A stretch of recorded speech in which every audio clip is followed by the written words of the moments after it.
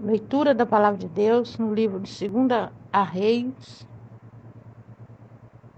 no capítulo 4, do versículo 8 a seguir. Essa palavra ela fala sobre a mulher sunamita. Sucedeu também que um dia que, indo Eliseu a Sunem, havia ali uma mulher importante, a qual o reteve para comer pão. E sucedeu que todas as vezes que passava por ali, entrava para comer pão. E ela disse a seu marido: eis que tenho observado que este que sempre passa por nós é um santo homem de Deus. Façamos, pois, um pequeno quarto junto ao muro e ali lhe ponhamos uma cama, uma mesa, uma cadeira e um candeeiro. E há de ser que, vindo ele a nós, para ali se recolherá. E sucedeu que um dia ele chegou ali e recolheu-se àquele quarto e se deitou. Então disse ao seu servo Geazi: chama esta sunamita. E chamando-a ela se pôs diante dele, porque ele tinha falado a Geazi: diz-lhe, eis que tu nos tens tratado com todo o desvelo que se há de fazer por ti. Que se há de fazer por ti? Haverá alguma coisa de que se fale por ti ao rei ou ao capitão do exército? E disse ela: eu habito no meio do meu povo. Então disse ele: que se há de fazer por ela?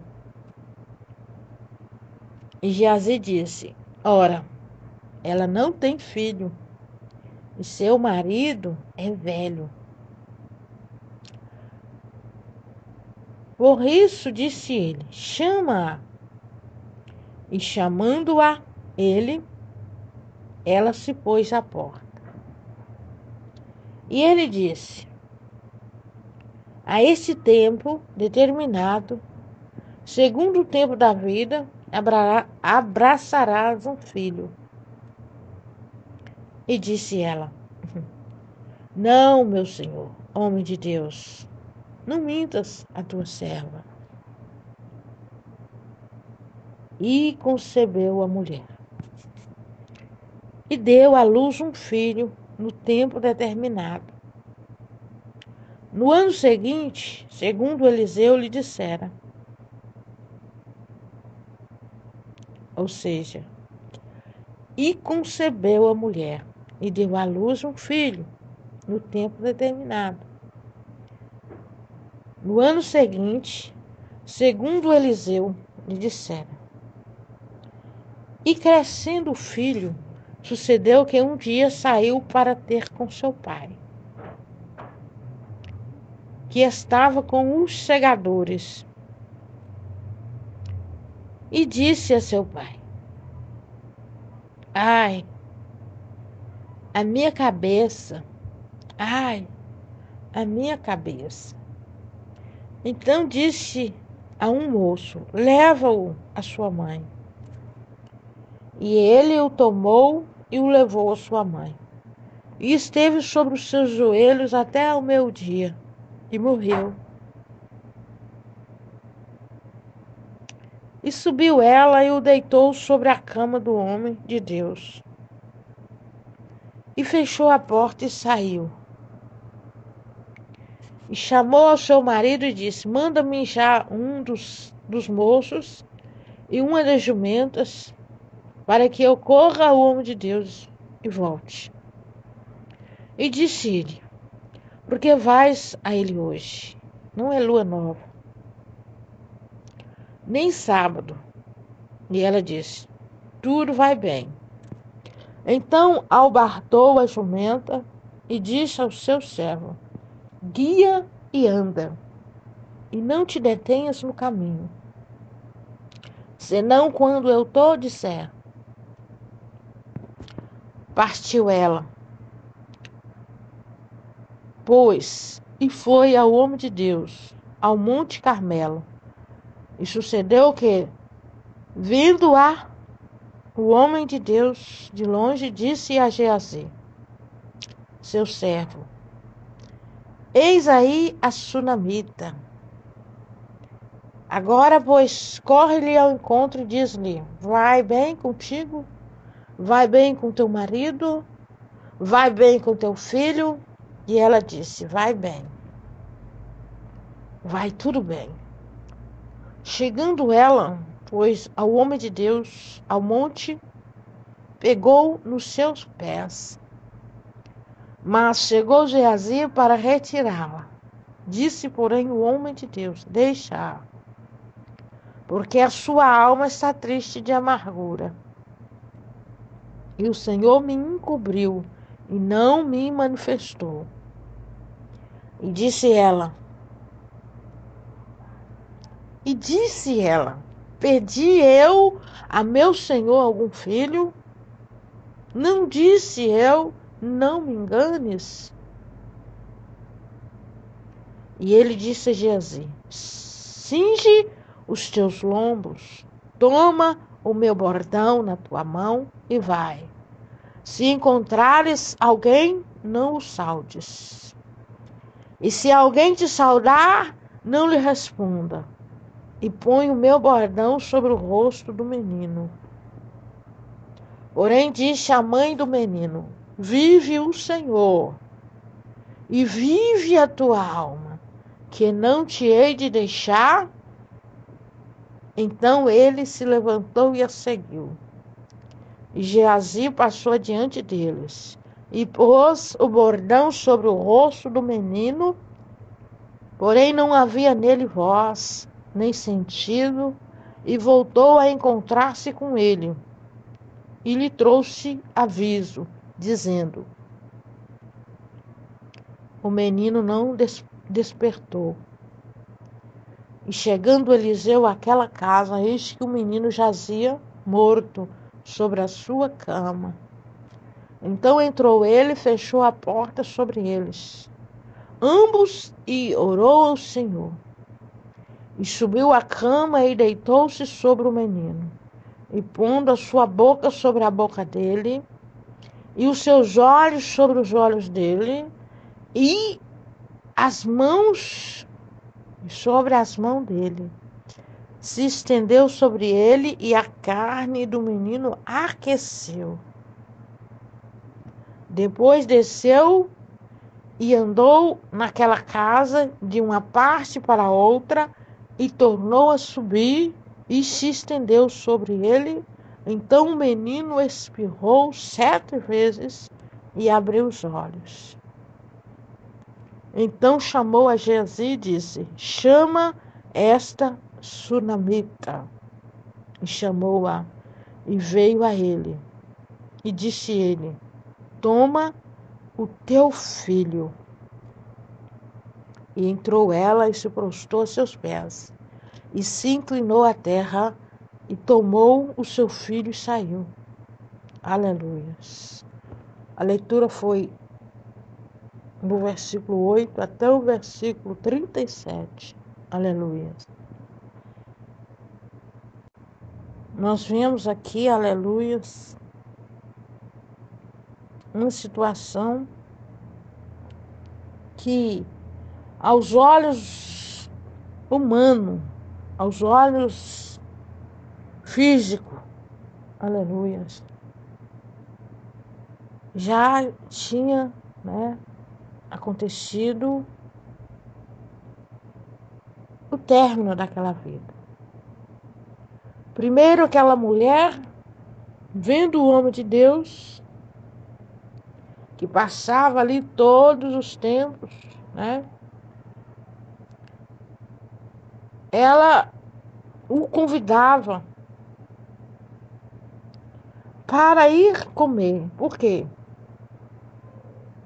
Porque Eliseu, sendo profeta, Deus sempre usava pessoas para prover para ele. E aquela mulher foi uma das pessoas que Deus usou para estar abençoando o profeta quando ele passava por ali. Mas, de repente, ela não se conteve, né? Não se contentou em só convidá-lo para comer nas horas, né, que ele passava por ali cansado. Mas aí ela chama o seu esposo e conversa com o esposo para que faça ali junto do muro ali da sua casa um quarto para o profeta descansar. Porque certamente o caminho que ele percorria era longo, né? E ali fizeram aquele quarto, e toda vez que o profeta passava por ali, ele tinha um lugar onde, né, descansar um pouco. E comer também, porque ela e o esposo ali alimentavam eles durante o período que eles passavam ali. Mas aconteceu que um dia desses aí, que Eliseu estava, né, passando, ele entendeu, aleluias, que tinha que abençoar aquela mulher, aquela senhora ali, em alguma coisa, porque ela era uma pessoa que que estava tratando eles bem. Tanto ele quanto o servo dele, né, o Geazi. Agora o Senhor, aleluias, usa o profeta Eliseu para abençoar aquela mãe, aquela mulher, né, que ainda não tinha filho, com filho. Porque ela já tinha dito para ele que tinha tudo, né, no caso. Mas aí Geazi observou que ela não tinha filhos. Dá a entender que ela era uma mulher já mais jovem e o seu esposo já era mais velho. E talvez por isso eles não tinham filho. Ou eles não tinham filho de jeito nenhum. Porque talvez a Bíblia não explica aqui, não está explicando se algum deles, né, tinha problema de saúde, ou seja, tinha problema de fertilização, né, ou seja, era estéril, porque tanto pode ser o homem estéril quanto a mulher, né? A esterilidade, ela é uma doença que às vezes aflige tanto o homem quanto a mulher. Mas a Bíblia não está explicando. Só nos dá a entender que, né, que eles não têm filhos. Mas agora o profeta Eliseu quer abençoar aquela família. E aí ele fala para a mulher que num tempo tal, né, ela irá conceber um filho. Mas aquela mulher até fica um tanto, né, dá a entender que ela fica um pouco revoltada com aquilo que o profeta lhe fala. Aí ela diz para ele que para não enganar, né, para não enganar ela,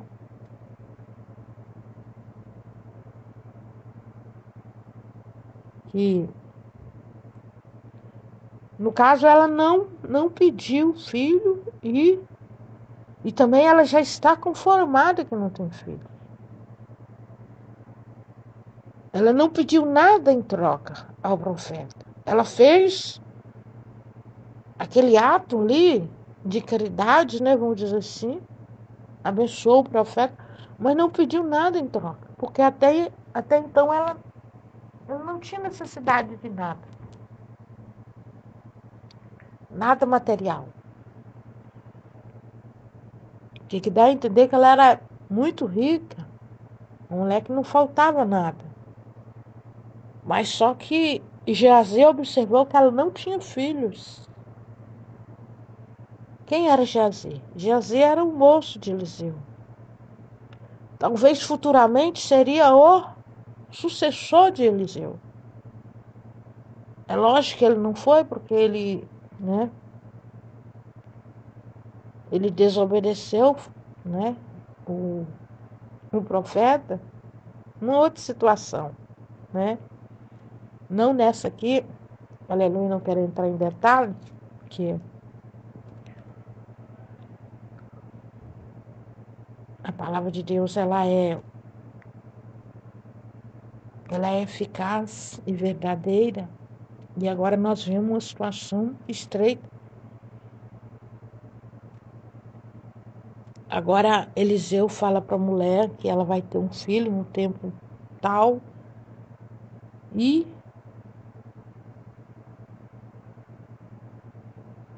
a mulher fala para Eliseu: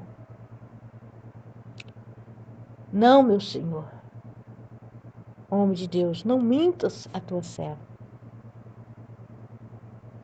Quando Eliseu disse a ela, aqui no versículo 16, ele disse a ela: A este tempo determinado, segundo o tempo da vida, abraçarás um filho. E disse ela: Não, meu senhor, homem de Deus, não mintas a tua serva. Até então, ela vacilou, né? Porque ela disse: Não mintas a tua serva. Ou seja, um profeta, um homem de Deus ia mentir. Ele era a boca de Deus. E naqueles tempos a coisa era muito séria com os profetas. E Eliseu, ele tinha um currículo, né? Um histórico ali de só bênção. É lógico que como ser humano ele poderia até falhar, né? Mas eu acredito que ele era tão vigilante que ele não ia falar algo que eu sabia que Deus não ia cumprir. Mas aí no versículo 17, aqui do capítulo 4 de 2 Reis, ele já fala: E concebeu a mulher e deu à luz um filho no tempo determinado, ou seja, no ano seguinte, segundo Eliseu lhe dissera. Logo, né, em seguida, aquela mulher já ficou, né, grávida, e logo depois passado ali né, aquele período de gestação, né, aí a Bíblia diz que isso foi no ano seguinte, ela deu à luz a um filho. Mas até aí tudo bem, agora ela é mãe, ela tem um filho, né, e aconteceu que o menino cresceu. Ele cresceu, né, o tempo passou, aquele menino cresceu, já estava numa idade tal que chegou um dia que ele foi levar, né? Ele foi ter com o pai dele. O pai dele estava, né? Ali, vamos dizer assim, na roça, para as pessoas entenderem melhor. Estava trabalhando na roça, junto, né, com os segadores. E ali o menino foi, mas aí, quando ele estava ali com o pai dele, ele sentiu dores de cabeça forte. E ele reclamou ali com o pai dele que ele estava com dor de cabeça. Aí o pai logo mandou ele para casa. Pediu um dos seus, né, dos seus empregados ali que levasse aquela criança para casa. Até então a Bíblia não está dizendo qual a idade dele, mas tudo indica que ele ainda era uma criança, uns 5, 6 anos, ou mais até, né? Aí o moço ali, o empregado, leva o menino para a mãe dele, para casa. E lá a mãe com certeza deve ter administrado algum chá, remédio. A Bíblia não está falando, mas fala que ela pôs ele no seu colo. E ali ele ficou no seu colo até o meio-dia. Mas ao meio-dia ele veio a óbito, ou seja, ele morreu. Mas aí o que acontece? A mãe do menino não aceitou que ele morreu. Vamos supor que ela, quando ela viu que a situação, ela não entrou em desespero. A mente dela trabalhou para que ela fosse atrás do profeta. E ela não foi atrás do profeta né, muito prazerosa. Ela já estava apertada ali, o coração estava triste, mas porém ela se recompôs da tristeza, ela não entrou em pânico, ela segurou a situação, e agora ela sobe e deixa o menino, né, lá naquele quarto onde que era reservado para o profeta. Aí o que acontece? Ela deitou a criança ali na cama, talvez até num ato de fé, ela pôs aquela criança ali, ou seja, vou deixar ele aqui, porque aqui é o lugar onde o homem de Deus, né, dorme. E como naqueles tempos o profeta era cheio da unção de Deus, onde ele tocava, né, Deus manifestava. Os dias de hoje também são, só que nós, o céu de Deus, hoje nós não usufruímos desse poder que Deus nos deu autoridade. Que Jesus, o próprio Jesus, ele disse, olha, tu, né, aquele que servia a ele disse em outra palavra, né, mas foi, nas minhas palavras, ele disse assim, que todo aquele que servia a ele, crê no poder dele, fará coisa maior do que ele fez. O que Jesus fez quando ele andou na terra? Quais os milagres extraordinários que Jesus fez? Quantos? Vários. E milagres, milagres mesmo. Por exemplo, ele ressuscitou mortos. Ele curou câncer, né? A mulher do fluxo de sangue, tudo indica que ela estava cancerosa. A Bíblia não usou essas palavras. Ele curou, né, lepra. Ele curou pessoas corcundas. Ele repreendeu demônios, legiões e legiões de demônios. Ele curou um que tinha a mão mirrada, ou seja, a mão seca, que não cresceu. Ele curou o paralítico. Então, só alguns dos milagres feitos. Mas ele disse para nós. Ele disse naqueles dias para os discípulos. Mas como a palavra dele não foi somente para os discípulos naqueles dias, ela estendeu e estenderá a mais e mais pessoas. A promessa dele é para todo aquele que entregar a vida para ele. Todo aquele que confessar ele como legítimo salvador da sua alma, a promessa se estende. A promessa de que os sinais seguirão os que crerem. Quais os sinais? Os sinais de cura, miraculosas, né? Hoje em dia, talvez nós não estamos vendo acontecer muito isso. Porque nós nos tornamos servos de Deus Nutella. Nós não usufruímos do poder que o Senhor nos deu. Nós não. Nossa geração, ela é Nutella.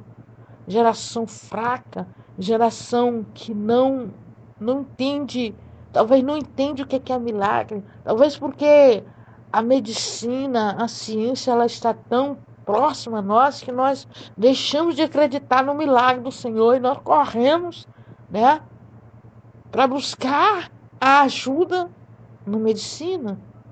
Nós só voltamos para o Senhor quando a medicina cessa, quando a medicina diz para nós que não tem jeito, aí nós corremos para buscar um milagre da parte de Jesus.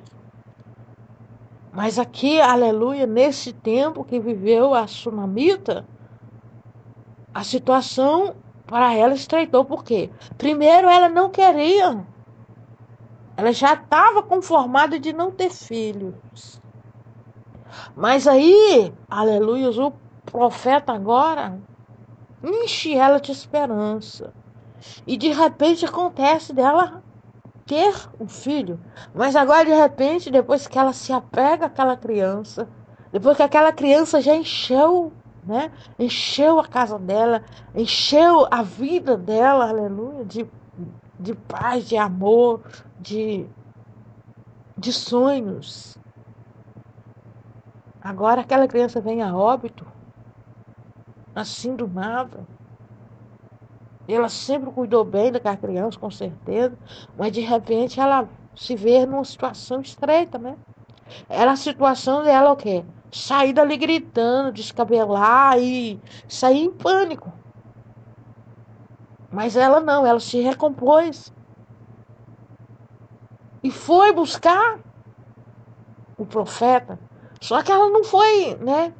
Ela não foi até o profeta com um semblante bom.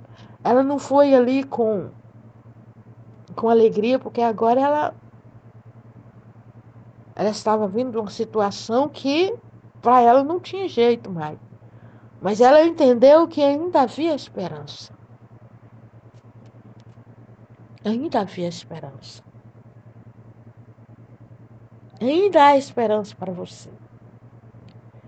Porque o mesmo Deus que operou naqueles dias, ele opera nos dias de hoje. Ele não mudou. Ele não mudou, aleluia, na questão de fazer milagres. Ele trabalha até hoje. E ele trabalhará continuamente.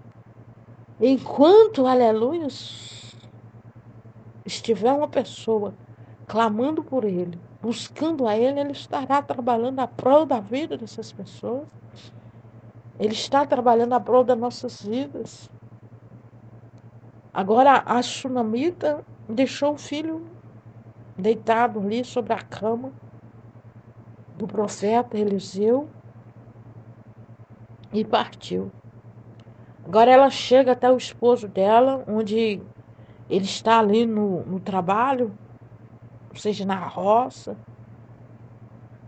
na vinha ali, e ela pede a ele que lhe envie ali um dos trabalhadores com um animal para poder acompanhar ela até a casa, né, do profeta. E ele ainda pergunta para ela se está tudo bem, porque não é lua cheia, ou seja, não é lua nova, nem sábado. E dá a entender assim, que as pessoas iam ver o profeta na lua nova e também nos dias de sábado, quando eles tinham que resolver alguma situação ou pedir, né, uma orientação ou ir lá receber uma oração. Seria no dia de lua nova, né, na fase da lua nova e nos sábados. Mas aí ela disse para ele, vai tudo bem.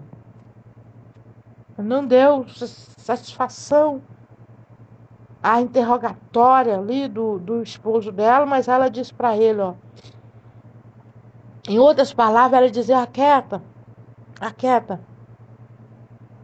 meu marido, meu esposo, porque vai tudo bem, está tudo bem. Não te preocupas. Mas aí acontece que ela foi, aquele moço, o servo deles ali, né, trabalhador, agora, porque tinha que ser uma pessoa servo mesmo, porque para acompanhá-la. Aí ela fala para ele, ó, guia e anda, e não te detenhas no caminho, senão quando eu te disser. Ou seja, não pare no caminho, a não ser que eu mande parar. Que até então ela era, né, autoridade sobre aquele servo. Aí partiu eles e foram. Foram, né? E o homem de Deus, o servo de Deus, estava onde? No Monte Carmelo. E sucedeu que, vindo a mulher e vendo-a, o homem de Deus de longe, disse a Geazi, seu servo: Eis aí a sunamita. Eliseu, né, o profeta Eliseu já viu ela de longe e falou para o seu moço: Olha, a sunamita está vindo. Mas só que Deus não mostrou para o profeta o que tinha acontecido. Mas aí, aleluia, Geazi atalhou, né, a mulher no caminho e disse: Olha, vai tudo bem contigo? Vai bem com o teu marido? Vai bem com o teu filho? E ela disse: Vai tudo bem. Ou seja, ela não respondeu Geazi mal, ela só respondeu em uma só resposta, respondeu as 3 perguntas que ele fez. Vai tudo bem. Mas aí ela chega até os pés do profeta, né? E lança sobre os pés do profeta. Mas aí Geazi a retém, a segura, por quê?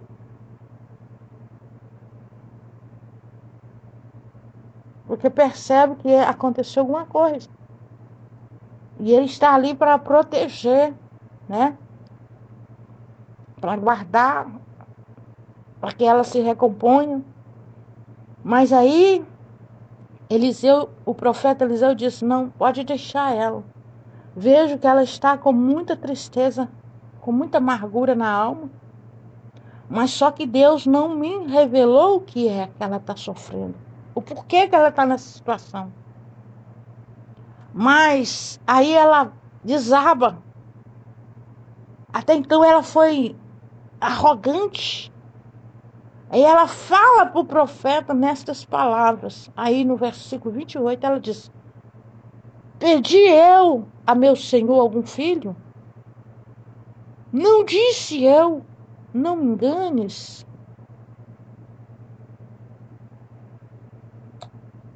Aí o profeta agora entende o que aconteceu. Até então Deus não tinha revelado a ele. Deus só tinha revelado a ele a amargura de alma, a tristeza que aquela mulher estava sentindo. Mas ainda assim ela dizia que estava tudo bem. Mas agora quando ela faz aquelas perguntas ao homem de Deus, ao profeta Eliseu: Pedi eu a meu senhor algum filho? Não, disse eu, não me enganes. Agora o profeta Eliseu disse a Geazi: Cinge os teus lombos, toma o meu bordão na tua mão e vai. Se encontrares alguém nu, não o saudes. E se alguém te saudar, não te responda. E põe o meu bordão sobre o rosto do menino. Ou seja, o bordão era uma peça de roupa, não sei precisamente, mas dá a entender que era o cinto, né? O cinto da roupa do profeta. O bordão. Mas aí, aleluias, a mulher não vai com Geazi. A sunamita não vai. Ela não, aleluia, ela não está, aleluia, acreditando que o Geazi vai resolver a situação. Porém, disse a mãe do menino: Vive o Senhor e vive a tua alma, que não te hei de deixar. Ela falando com o profeta Eliseu: Não vou lhe deixar. Ou seja, Eliseu estava numa situação estreita. Por quê?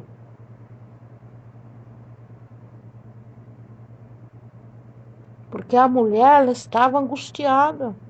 Ela não conformou em perder a criança. E agora ela quer, de toda maneira, que o profeta Eliseu deu-se o jeito. Devolva a vida àquele menino, do qual ela se apegou. Ela não queria, mas agora ela se apegou. Então o profeta se levanta e segue. Ou seja, já que a situação é essa, então vamos lá. Com certeza ele já tinha orado ao Senhor e Deus o determinou que ele fosse. Mas Geazi lá vai à frente deles. Geazi já está à frente. Aí eles chegam na frente, aí ele faz aquilo que o profeta Eliseu tinha recomendado a ele fazer. Ele põe o bordão, né, sobre o rosto do menino, porém não havia nele voz nem sentido. Ele estava morto. Voltou a encontrar-se com ele. E lhe trouxe aviso. Geazi voltou, né? Ele foi lá, fez o que o profeta Eliseu tinha recomendado e agora ele volta. Porque não aconteceu nada. Ficou do mesmo jeito. Ou seja, dá a entender que Geazi nem tinha também a fé necessária, né? Geazi era um que acompanhava o profeta Eliseu, mas porém ele não acreditava muito naquela situação. Ou ele estava assustado também. Agora voltou a encontrar com ele. Ele trouxe o aviso.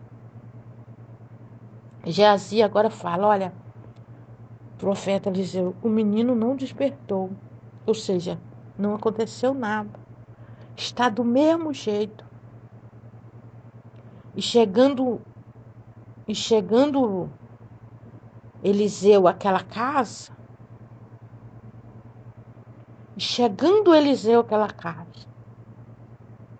aleluia. Agora, quando Eliseu entra naquele ambiente, o que fazer agora? Mas o Senhor Deus, na sua infinita misericórdia e grandeza, não deixa envergonhado o teu servo. Assim como ele também nos deixa envergonhado quando nós cremos nele. Quando nós depositamos confiança no Senhor, ele não nos deixa enganado, ele não nos deixa envergonhado. Ainda que ele tenha que movimentar o céu, a terra, fazer um reboliço, ainda que ele tenha, aleluias, que vir pessoalmente. Mas ele não deixa o servo dele enganado. Ele não deixa o servo dele envergonhado. O nosso Deus, ele não falha. Ele nunca falhou, não falha, nunca falhará. Tenho certeza disso. Agora o profeta Eliseu coloca, deita sobre a cama, sobre o menino, e pondo, né, a sua boca sobre a boca dele e os seus olhos sobre os olhos dele. Ali, quando Eliseu fez aquele ato profético, naquele momento, a criança que já estava fria, já tinha tempo já. Agora, a carne daquela criança, ou seja, o corpo daquela criança, aqueceu, esquentou. Aí Eliseu desce. Aí ele faz um ato profético ali, aleluias. Talvez a Bíblia não está dizendo, mas dá a entender que ele levanta ali, levanta as mãos para os céus e começa a invocar o nome do Senhor nosso Deus. E começa a se humilhar na presença do Senhor, pedindo a Ele uma resposta. Aleluias. E Deus, aleluias, na sua infinita misericórdia agora, fala ao profeta, né, lá no interior dele, com certeza, para que ele repita, né, aquele ato, aquele processo que ele tinha acabado de fazer, ele repita novamente. Outra vez ele vai, estende sobre o corpo do menino, que já está aquecido, porém não tem respiração, não tem vida ainda. Mas aí o profeta volta e repita o mesmo processo ali, deitando sobre o corpo do menino.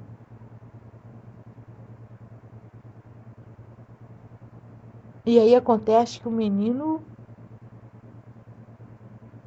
espirra 7 vezes. E ali os olhos, e abre os olhos, né? E nesta hora ele manda chamar a mãe do menino. Quando a gente olha essa palavra, aleluias, a gente vê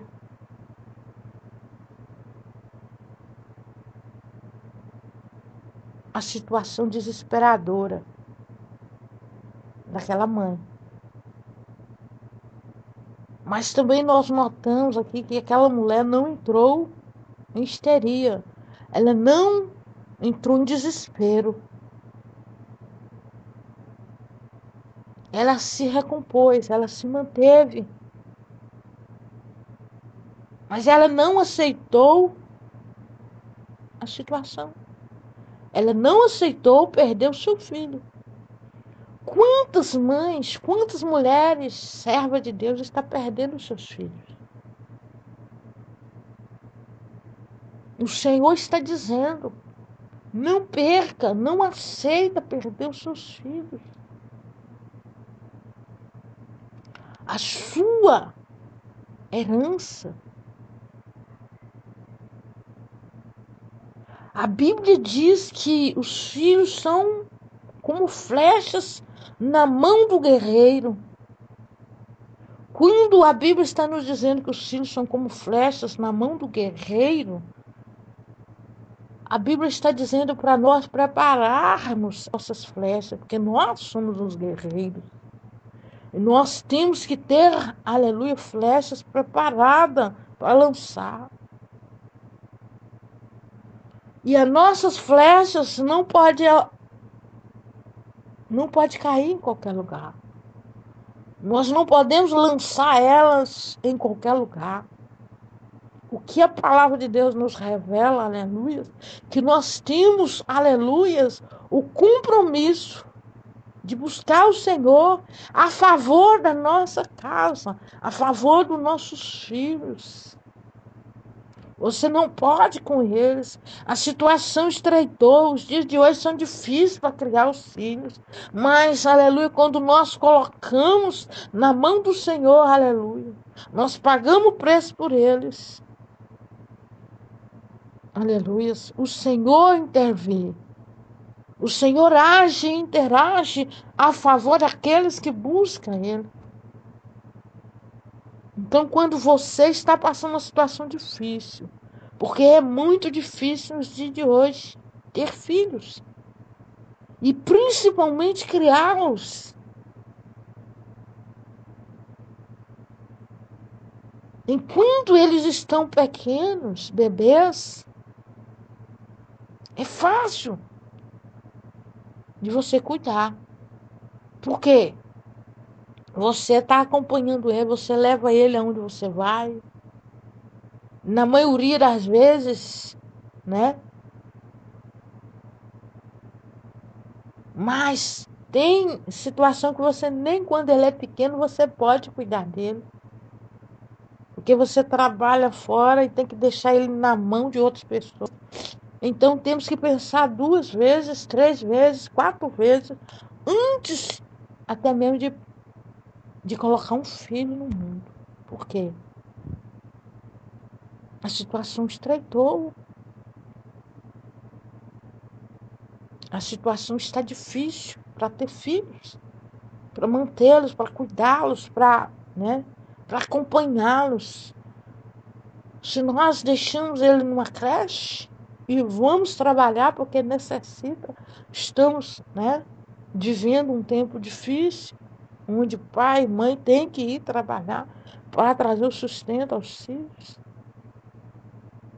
Mas aí nós trabalhamos, né, o dia todo e o filho está aquele período todo numa creche, com pessoas que nós nem sabemos quem são, correndo risco de acontecer qualquer coisa. Muitas mães trabalham com o coração na creche. O pensamento está na creche. Por quê? Porque o filho está lá nas mãos de pessoas desconhecidas, aos cuidados de pessoas que a gente não sabe de onde veio, como é a vida daquela pessoa, quem é aquela pessoa, o que aquela pessoa faz.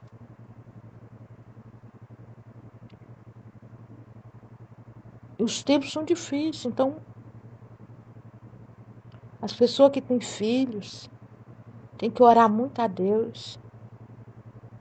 As vós, os avós, os pais, mesmo aqueles pais que outrora foi ausente, mesmo ausente, tem que estar orando a prol da vida dos filhos, porque uma vez que a pessoa é pai ou mãe, nunca mais ele vai ter sossego. Nunca mais. Pode estar na certeza. Nunca mais um pai ou uma mãe tem sossego. Por quê? Mesmo quando os filhos andam na retidão, e sempre vai estar preocupado, porque às vezes a gente se preocupa mais com o filho dos outros até do que com o da gente. Eu costumo dizer que a gente tem que orar mais pelos filhos dos outros do que até mesmo pelo da gente. Por quê? Porque às vezes o perigo não está no seu filho. O perigo está no outro. Talvez você instrui seu filho dentro de casa. Ensina ele a comandar. Ensina ele a proceder lá fora. Mas e será que os demais estão fazendo isso? Estão instruindo seus filhos? Estão acompanhando seus filhos? O desenvolvimento dos seus filhos? A gente não sabe. Pagar preço pelos filhos é isso aqui. Ela não queria, a Sunamita não pediu filhos. Mas ela recebeu, aleluia, aquele menino. E agora acontece aquela situação. E ela vai até o profeta que profetizou na vida dela que ela teria um filho. Ela estava conformada já por não ser mãe. Mas aí veio aquela esperança. Agora ela é mãe de filho. Mas aí acontece que o filho veio a óbito.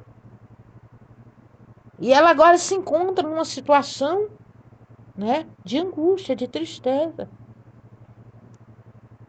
É um pedaço dela. E o coração dela com certeza agora está ali. Mas ela não aceita aquela situação. Ela não se acomodou ali com aquela situação. Porque se ela tivesse acomodado, ela não tinha recebido o milagre. O segundo ou terceiro milagre, né? O segundo milagre. O primeiro milagre talvez seria ela ter conhecido o profeta. Ali, né? Abençoando a casa dela, do esposo dela, abençoando tudo ali. Porque era a coisa mais maravilhosa, né? Receber um profeta na sua casa, ali naqueles tempos. Hoje em dia não, porque hoje em dia é muita picaretagem. Mas quando a pessoa de Deus mesmo é um prazer. É bênção. Mas aquela mulher, agora ela recebeu o filho.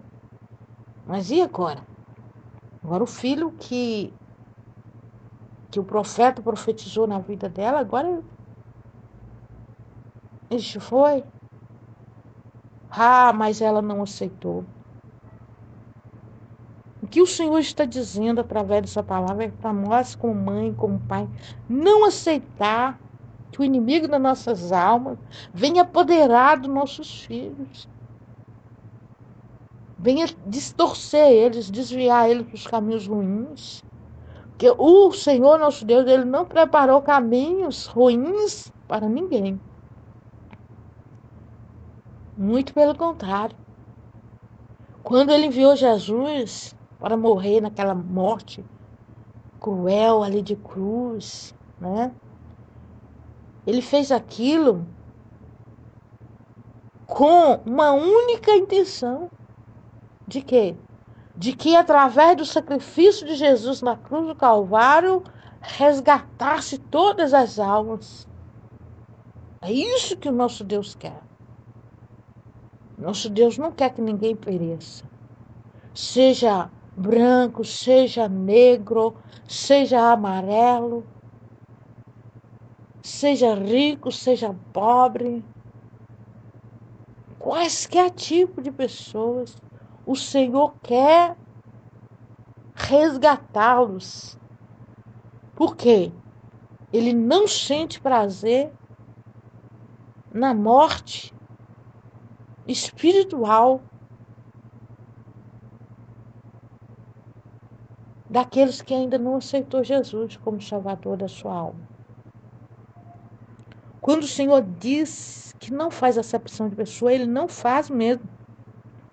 Porque todos nós fomos criados por Ele. Então, Ele é Pai de todos nós. Ele é o nosso Criador. Então, o Criador, Ele não descarta as suas criações. Não. Ele não quer desfazer as suas criações. O Criador do universo. Ele não quer que você pereça. Ele quer que você venha arrependimento. Enquanto você tem vida física, em nome do Senhor Jesus, Ele quer alcançar a sua casa. Ele quer alcançar a tua família. Ele quer, aleluia, dar vida a teus filhos. Ele quer recompor a tua família. Ele quer restaurar a tua casa, a tua família, o teu sonho. A sunamita, ela não conformou, ela não aceitou a situação e ela foi aonde? Ela foi buscar ajuda ao homem de Deus. Ou seja, ela foi falar com Deus através do profeta. E agora o profeta, que está com a vida consagrada ao Senhor, está com a vida alicerçada ali no Senhor, ele ora ao Senhor e o Senhor manifesta a glória outra vez. O Senhor não cansou de fazer milagre. O Senhor Deus, Ele não cansa de lhe dar milagre, de renovar suas forças física, mental e espiritual. Ele está pronto. Ele está pronto para te fazer, aleluias, feliz. A sunamita, ela se entregou ali de corpo e alma ao Senhor Deus e orou, provavelmente. Aquele ato dela ali, poderia dizer que foi uma oração, um propósito. Ela disse: eu não vou embora. Vive Deus, vive a tua alma, profeta, que eu não vou lhe deixar. Eu não vou sair daqui enquanto o Senhor não me dá uma solução. Enquanto o Senhor não restituir a vida do meu filho, eu não vou sair daqui. Mães, pais, entra na presença do Senhor também. Diga ao Senhor: Senhor, eu não vou descansar. Eu não vou parar de orar. Eu não vou parar de jejuar prol da vida dos meus. Eu vou, aleluias, usar toda a minha força, toda a minha vida para guerrear a favor da minha casa. Eu vou pagar preço, mas eu quero a minha família restituída, restaurada. Assim como o Senhor restaurou a vida do filho da sunamita, o Senhor também quer restaurar a tua casa, restaurar a tua família, restaurar a saúde da tua casa. Aleluia. Vou para uma segunda parte, aleluia, porque para complementar esta palavra, eu ainda vou estar falando sobre a cananeia, a mulher cananeia, aleluia. Então eu vou parar esse áudio aqui, mas vou dar continuação nele em outra parte. Aleluia. Glorificado seja o nome do Senhor, porque Ele vive e Ele reina para todo sempre. Aleluia.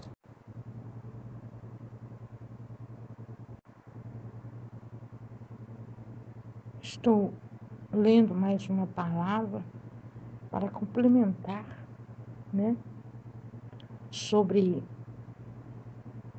a palavra da sunamita. Estou lendo ali em Mateus, aqui em Mateus 15, a partir do verso 21, que fala sobre a mulher cananeia. E partindo Jesus dali, foi para as partes de Tiro e de Sidom. E eis que uma mulher cananeia, que saíra daquelas cercanias, clamou dizendo: Senhor, filho de Davi, tem misericórdia de mim, que minha filha está miseravelmente endemoniada. Mas ele não lhe respondeu palavra. E os seus discípulos, chegando ao pé dele, rogaram-lhe, dizendo: Despede-a, que vem gritando atrás de nós. E ele respondendo disse: Eu não fui enviado, senão as ovelhas perdidas da casa de Israel. Então chegou ela e adorou, dizendo: Senhor, socorre-me. Ele, porém, respondendo, disse: Não é bom pegar no pão dos filhos e deitá-los aos cachorrinhos. E ela disse: Senhor, sim, mas também os cachorrinhos comem das migalhas que caem da mesa dos seus senhores.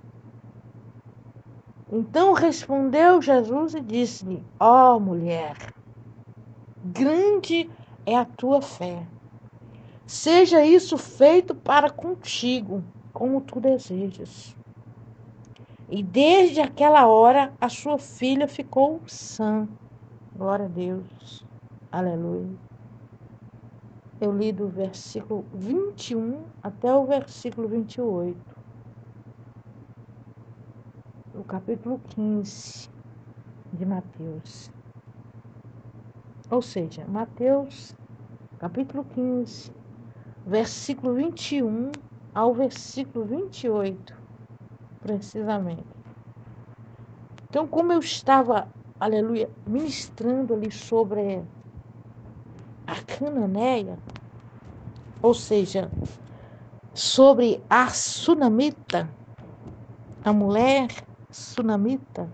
Sunamita não é o nome da mulher. Essa mulher, ela também entrou, né, a história da Bíblia sem nome. Do mesmo jeito a sunamita. Do mesmo jeito a cananeia. Não fala o nome delas. Só fala de onde elas eram, né? E agora nós vamos, para incrementar um pouquinho, né? Nós vamos falar um pouquinho sobre a cananeia. Por quê? Porque são duas situações parecidas. Uma é no Velho Testamento, no tempo ali que vivia o profeta Eliseu, da qual Deus usava grandemente, né? Ele era um canal de Deus ali. Ele era a boca de Deus ali, naqueles dias. E agora a outra situação também não é diferente, porque se trata de uma mãe buscando ali a cura para uma filha. Lá, a sunamita estava buscando, né, a cura ou a ressurreição do filho. E agora aqui a cananeia, que intercede pela vida da filha, que está numa situação, né, horrenda. As duas mulheres estavam numa situação difícil. Por quê? A sunamita, o filho tinha vindo a óbito, ou seja, morreu. Então, ao nosso entender, como ser humano, a morte é o fim. Acabou-se, né? Depois que a pessoa dá o seu último suspiro, a situação agora não. É só um milagre mesmo. Mesmo assim, muitos não buscam esse milagre. Até mesmo porque fica desacreditado.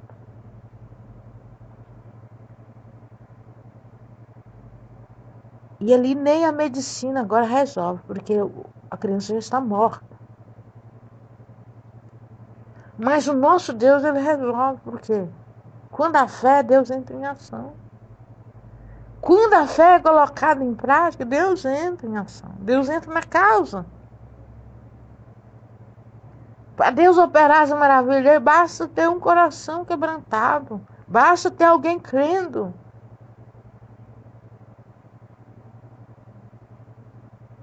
Quando você crê, você move a mão de Deus a seu favor. A favor daqueles que você está pedindo. Mas para isso acontecer, é necessário que você esvazie de você mesmo. Deixa a religião de lado. Deixa costume de lado. Deixa rituais de lado. Esvazie desses costumes e venha, se recompõe na presença do Senhor. Não queira aparecer você, mas deixe o Espírito de Deus aparecer em você, fluir. Se humilhe na presença do Senhor. A mulher sunamita, ela tinha recursos financeiros, mas ela não foi procurar por médicos. Talvez existia médico naquela época. Não com a ciência tão avançada como nos dias de hoje. Mas já existia, com certeza. Mas ela não foi atrás dos médicos. Ela não foi falar para o seu esposo a situação. Mas ela foi, aleluia, buscar a solução de quem falava com Deus. Por quê? Porque ela viu que a situação ali era só para Deus. Só Deus podia resolver aquela questão. Porque Ele é o autor e consumador, aleluia, das nossas vidas, da nossa fé.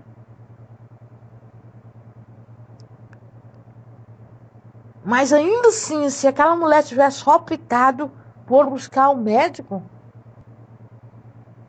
não ia trazer solução para ela. A única coisa que ele ia falar é que estava morto. Que precisava, né, de passar pelo processo ali de necrópsia e etc. E depois liberar o corpo para sepultamento. Mas o Senhor, aleluia, Jesus, o Senhor Deus entrou no coração daquela mulher agora, que ela aleluias, guiada a não fazer escândalo. Por quê? Se ela falasse com alguém, ia vir muitas palavras de derrota.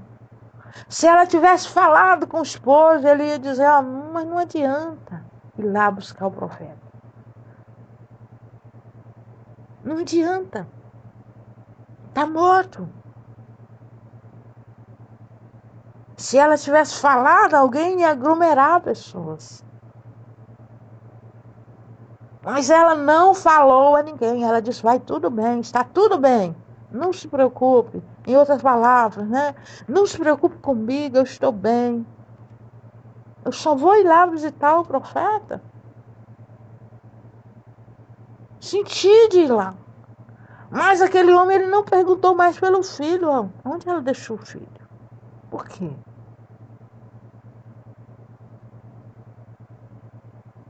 Mas ela vai embora buscar a ajuda do profeta, porque ela acredita.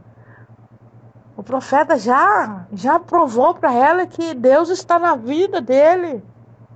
Quando ela não podia ter filho e agora tem, né?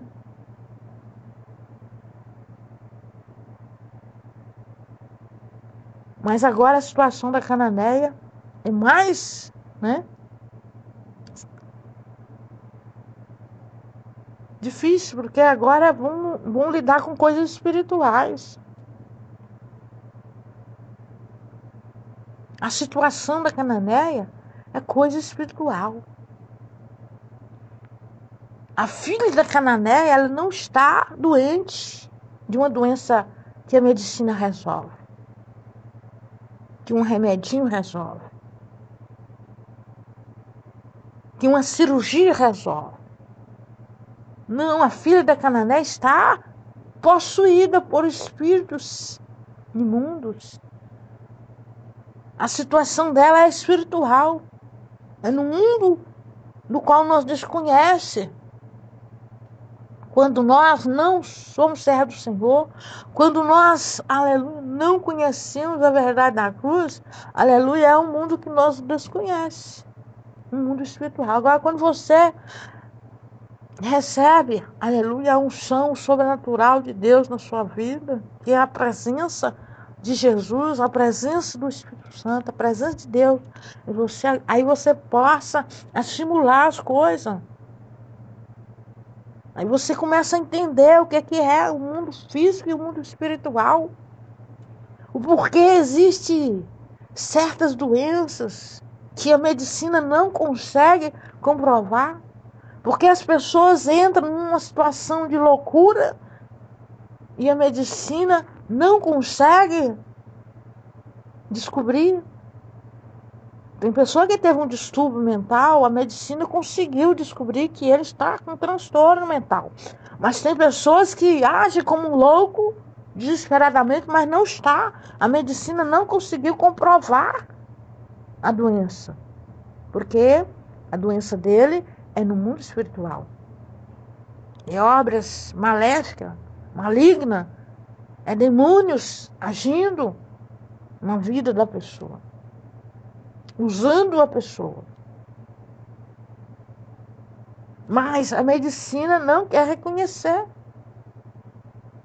Muitos não querem reconhecer que existem as doenças geradas por espíritos imundos. A doença do nervo, por exemplo. Tem muitas pessoas que sofrem muito doença do nervo. Não existe remédio para nervos. Existe os remédios taxa preta, que é para dar uma controlada. Por quê? Quando o corpo está enfraquecido, debilitado, os demônios não agem naquele corpo. Eles afastam.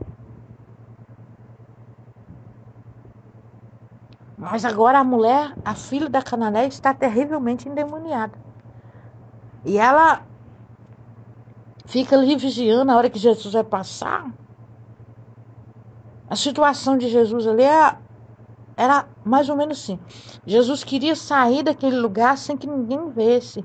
Porque quando as pessoas viam ele, as pessoas já corriam para pedir a ele ajuda.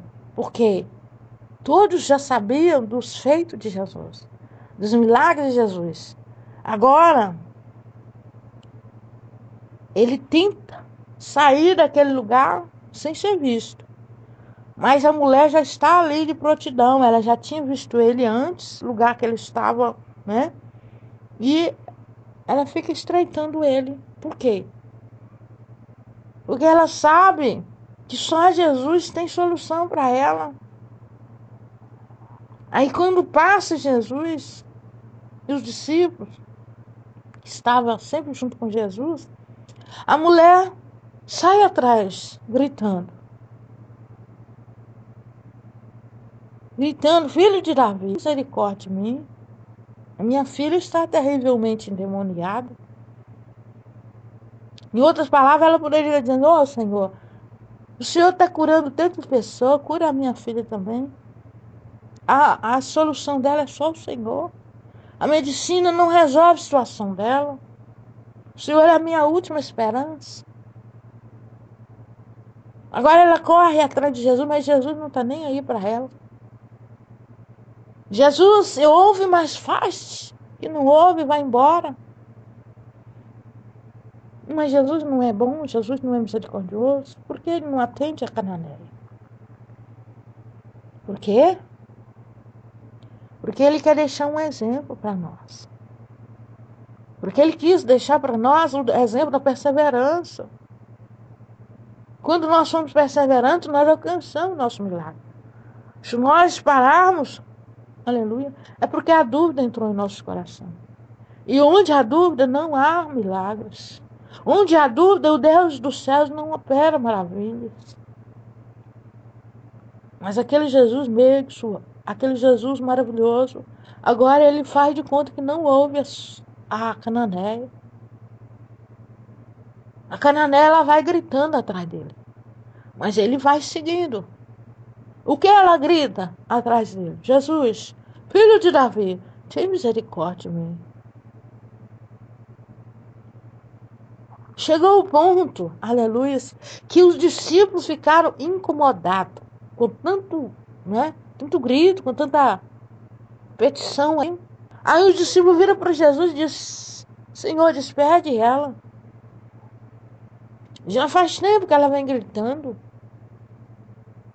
Aleluia, se você quiser referência dessa palavra, aleluia, ela está também em Marcos, aleluia, no capítulo 7, no versículo 24 até o 30. Essa mesma palavra. Talvez com mais, né, mais explicado, porque ela está bem resumida. Então agora, a mulher cananeia ouve uma palavra tão dura que qualquer um em sã consciência nos dias de hoje desistiria. Quando os discípulos disseram, olha, despede ela. Ela está, já faz tempo que ela está atrás de nós gritando. Ou seja, ela já está incomodando. Já não aguento mais ouvir a gritaria dessa mulher e o Senhor não faz nada.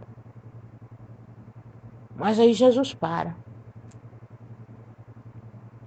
Jesus para e fala uma palavra dura. A palavra de Jesus agora foi dura. Ele disse, olha, não é lícito pegar o pão dos filhinhos e lançar os cachorrinhos. Antes disso, ele disse que não foi enviado senão as ovelhas perdidas da casa de Israel. Ou seja, a mulher era cananeia. Ela não era de Israel.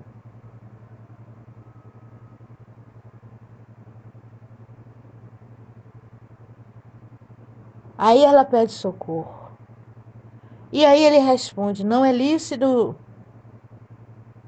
lançar, pegar os pãezinhos dos filhinhos e lançar ele aos cachorros. Palavra dura, né? Em outras palavras, Jesus estava chamando ela de cachorro.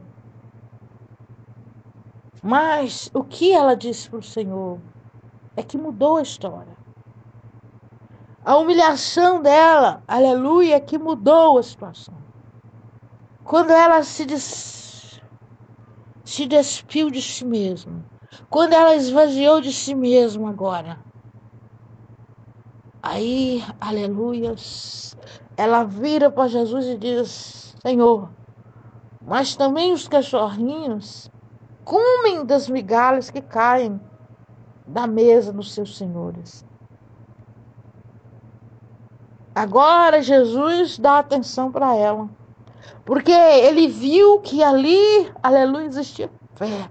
Agora ele percebe que aquela mulher, ela não se orgulhou e voltou para trás, mas ela, aleluia, se humilhou na presença dele.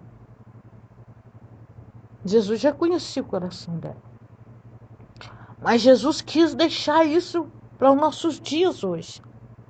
Ele está nos dizendo que nós precisamos nos humilhar. Não afastar, não recuar.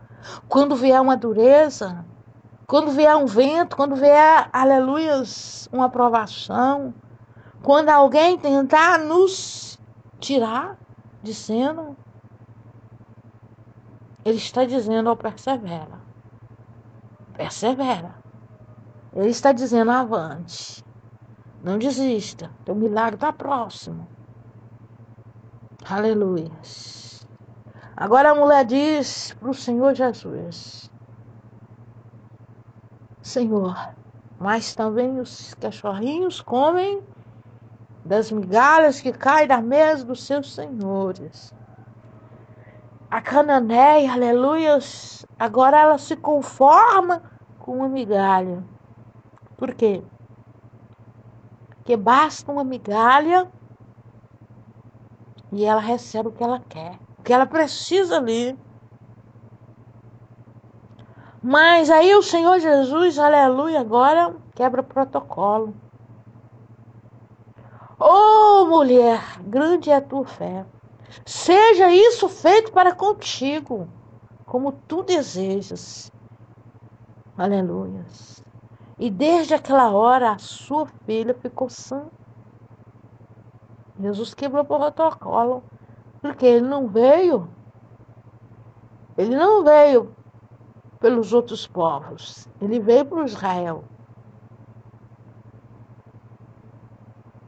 Mas agora ele estendeu-se àquela mulher.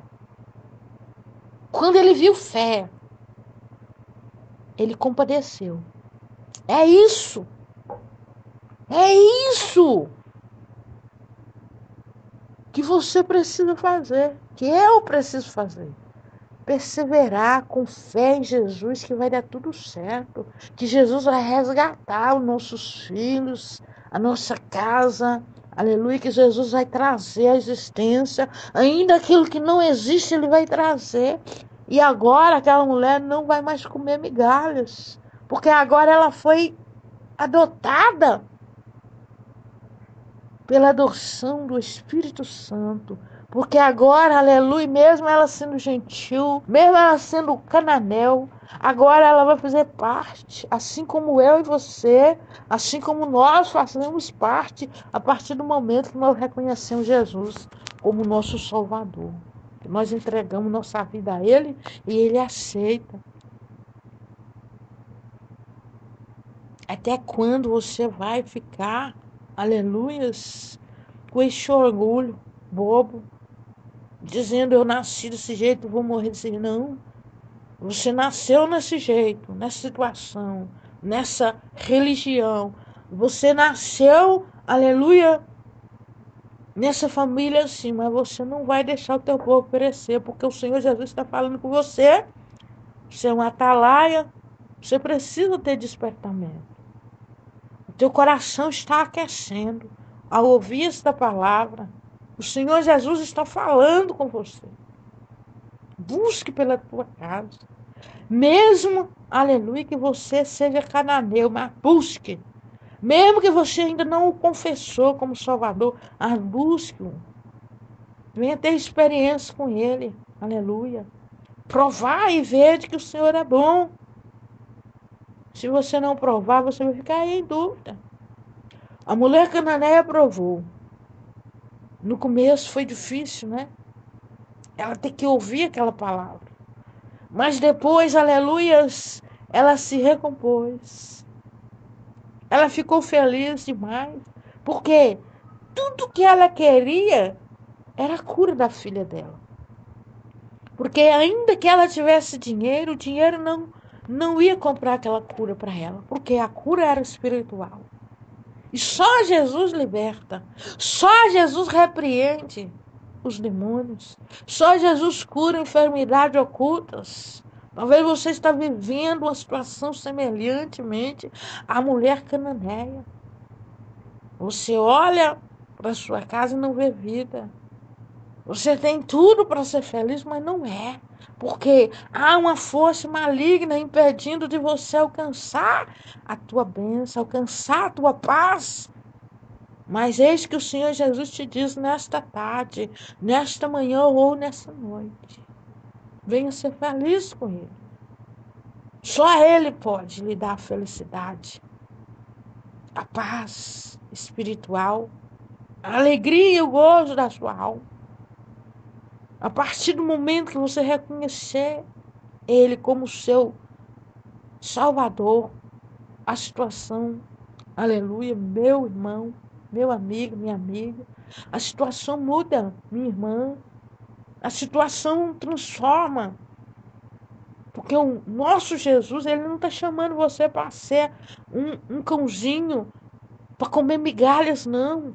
Ele está chamando você nessa tarde, nesta noite ou nesta manhã a ser um filhinho. Mas para você ser um filhinho, aleluia, você precisa reconhecer o sacrifício dele na cruz do Calvário. Você precisa confessar Jesus como seu, aleluia, Salvador, como o autor e consumador da tua fé. Você precisa, aleluia, tão somente entregar-se a Ele, os teus cuidados, os teus problemas, aleluia, porque Ele tem solução. Ele é a solução. Então basta que você reconheça o sacrifício dele na cruz do Calvário e ele, aleluia, está pronto, aleluia, a lhe entregar o teu milagre. No caso aqui, ele liberou para a mulher cananeia um pão inteiro. Por quê? Até então ela conformou com as migalhas. Mas aí Jesus viu que a fé dela era tamanha, que a fé dela não estava focada apenas, aleluias, em coisas superficiais. Mas a fé dela estava indo além. A fé dela a levou tanto que ela se humilhou na presença do Senhor. Talvez por você nunca se humilhou na presença do Senhor.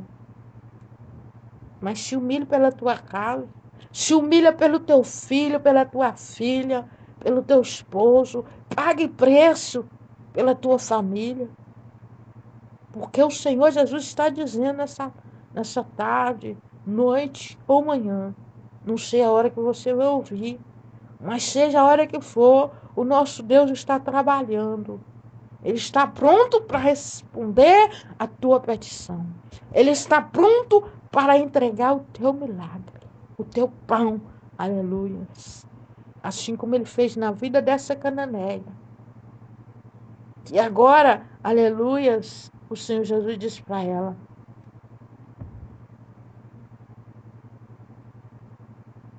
aleluias. Oh, aleluias. Oh, mulher, grande é a tua fé. Seja isso feita, ou seja, feito para contigo como tu desejas. E aí não deu outra, né? Desde aquela hora, aquele momento, exatamente aquele momento que Jesus liberou aquela palavra, aleluia, sobre a vida daquela mulher, a filha dela ficou curada, a filha dela ficou sã. E aí? Você também vai buscar pela tua casa? Você vai consagrar a sua vida ao Senhor pela tua casa, pela tua família, pelos teus filhos, pelos teus netos? Ou talvez você é aquele que busca pelos seus pais, pelos seus avós, porque também acontece isso. Tem muitos que estão buscando pelos pais. Tem muitos jovens, tem muitas crianças buscando salvação para os seus pais, buscando salvação para os seus avós, para a tua família. E é muito gratificante buscar o Senhor, porque vai acontecer. Quando nós voltamos os nossos pensamentos, nossos olhos para o Senhor, quando nós abrimos o nosso coração para o Senhor, não dá errado, não. Dá tudo certo. A palavra de Deus está sendo ministrada. Essa palavra ela tem que alcançar vidas. Você que ouve, que vai receber essa palavra, você não vai receber uma palavra como você vai receber sementes. Quando a gente recebe sementes, o que que a gente faz? A gente semeia. Ah, mas irmã, como eu vou semear? Irmã Sônia, como eu vou semear essa semente? Oh, é simples. Você recebeu. Guarda a sua parte, seu coração, e semeia o resto. Como? Como que eu vou semear palavras? Oh, é fácil, é só compartilhar. Porque essa palavra está indo lá para aquela ferramenta, né, chamada YouTube, um canal. Então, se você alcançar lá, não deixe de comentar, não deixe de deixar lá o seu joinha, o seu like. Ou se você também não gostar, achar que não está legal, pode deixar o seu dislike. Mas eu duvido que quando você ouvir essa palavra, que você não vai sentir um queimor no seu coração. Não é um queimor ruim, um queimor bom. Algo quente, assim, da parte de Deus. Algo que vai transformar, algo que vai impactar a tua vida. Tenho certeza que Deus vai falar com você através dessa palavra. Através dessa simples e humilde mensagem. Porque a palavra não é simples, a palavra é de Deus. E tudo que vem de Deus, você sabe, é grandioso. Mas a mensagem, aleluias, talvez o palavrear da mensageira, as direções, aleluias, o colocar a palavra, talvez é simplório, mas a potência que tem essa mensagem é para alcançar vidas. A única, aleluias, vontade que eu estou que essa palavra chegue às pessoas é para salvar almas. Tem pessoas que estão nos hospitais, mas você pode levar.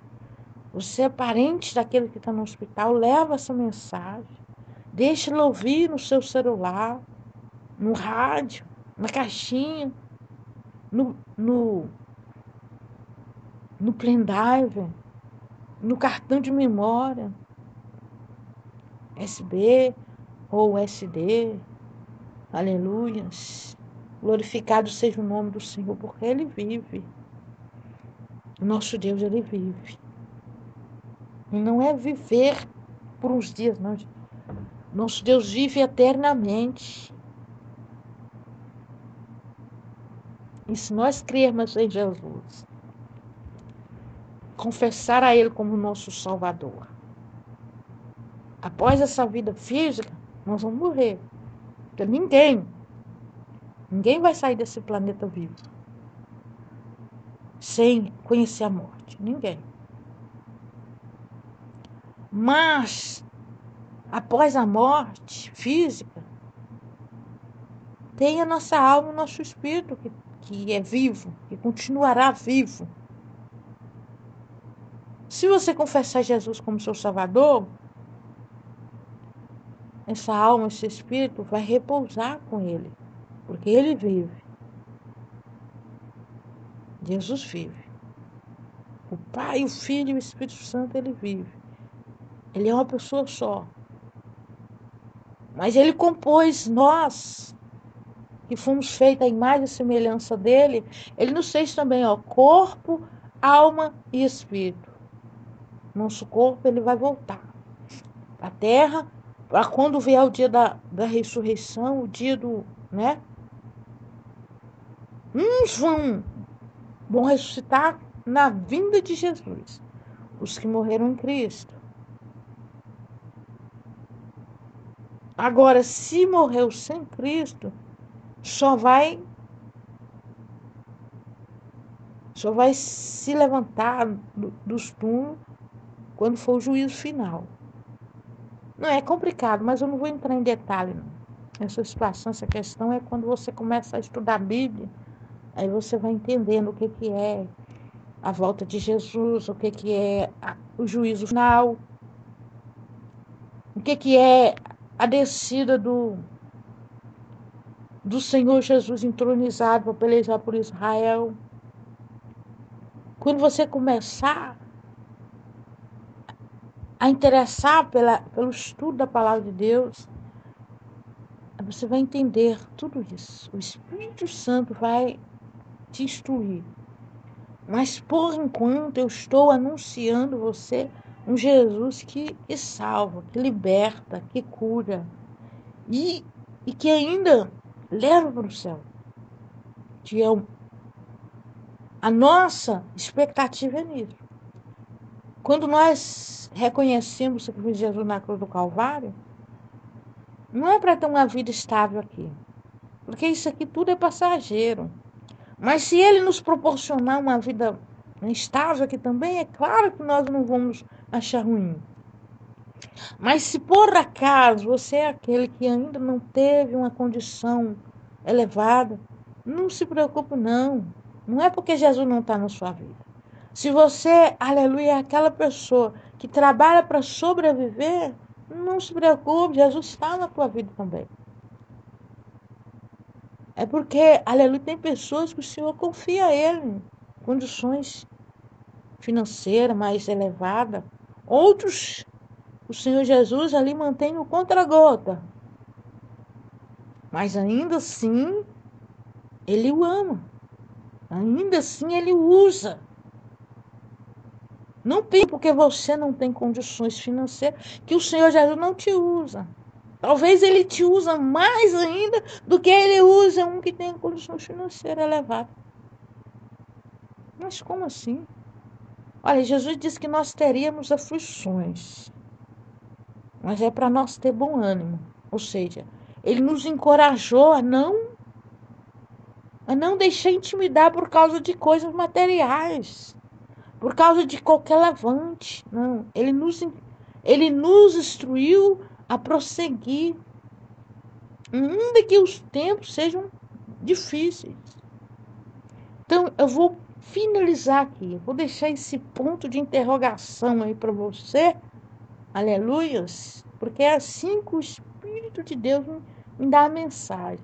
Ele deixa assim um ponto de interrogação, aí depois eu vou trabalhando mais, até que dá outras mensagens. Aleluia. Eu já vou aqui no segundo tempo, eu já vou aqui com 37 minutos, 38. Mas eu vou fazer uma oração, porque depois eu vou juntar as duas partes para jogar no YouTube. Mas por enquanto, aleluia, esses barulhos, tem uns ruídos, uns fluidos aqui. Eu mexo aqui na Bíblia, nas coisas, aí dá uns ruídozinhos aqui. Mas por enquanto vai ser assim, né? Porque eu estou apenas aqui gravando um celular. E como eu não tenho, né? Não estou reclamando, mas só estou explicando você, porque talvez você pode ouvir uns ruídos estranhos aí e pode até imaginar coisas. Mas é porque eu não tenho um estúdio. E como eu mexo aqui na Bíblia, que todo mundo que é pregador da palavra de Deus, que Deus usa ele nessa área, eles sabem como que é. Nós não ficamos quietos. É um movimento de mão, né? É um andar para lá, para cá. Eu só não estou andando para lá, para cá, porque eu estou sentado. Mas as minhas mãos se agitam o tempo todo. É um meio da gente expressar. Porque quando nós estamos ministrando a palavra de Deus, dá a entender que tem uma plateia a nos observar. Mesmo quando estamos fazendo um áudio no oculto, que é no meu caso. Eu estou tipo um locutor de rádio, daqueles antigos, né?